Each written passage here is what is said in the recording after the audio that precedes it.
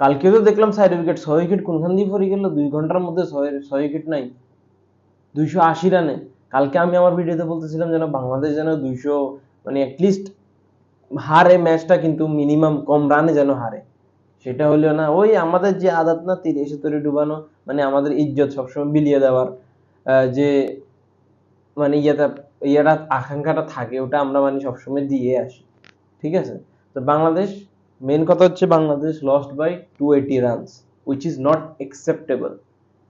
ঠিক আছে, after a huge আপনার সাকসেসের পাকিস্তান সিরিজের এই হয়ে গেছে সেই হয়ে গেছে, সাকসেসের পর থেকে এখন ইন্ডিয়ার সাথে আসে 280 রানে হারিয়ে যাও তোমরা। তো আর এখান থেকে খবর আসতেছে সাকিব ওয়াজ নট ফিট। এখন এই তথ্যটা টিম ম্যানেজমেন্ট জানে না। সাকিব ওয়াজ লিটারালি নট ফিট, ওর ফিঙ্গারে যে বলে ওভারে অপারেশন হয়েছিল,